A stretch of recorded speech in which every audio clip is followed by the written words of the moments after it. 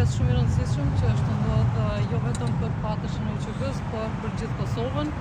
Dihet që lufta jonë shërimtare ka qenë e drejtë në të drejtën e popullit dhe për këtë arsye jemi sot gjithë bashkë këtu që t'i dalim në mbështetje katërshës udhëheqësit të UÇK-s.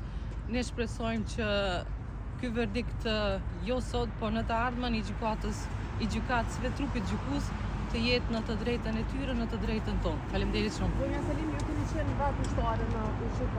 Si e keni ndarje si ushtare dhe si pjesëtare UÇK-s pretendimet e prokurorisë për qëllimet për cilat ju keni luftuar? Kjo gjykatë ka qenë e padrejtë që prej fillimit, e padrejtë që është themelu, e padrejtë që është votuar në Kosovë dhe padrejtësisht po e gjykon Kosovën dhe luftën tonë.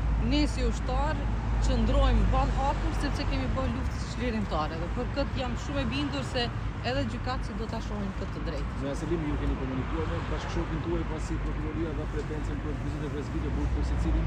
Po kemi komunikuar dhe nuk është pritur gjë më e mirë për kësaj gjykate përveç se ajo shumë që ata pretendojnë se duhet të dënohet, mirë po atë numër të dënimit nuk do ta pranoj gjykata dhe nuk e besoj që do të jetë ajo shifër e dënimit, sepse unë pres që ata të lirohen.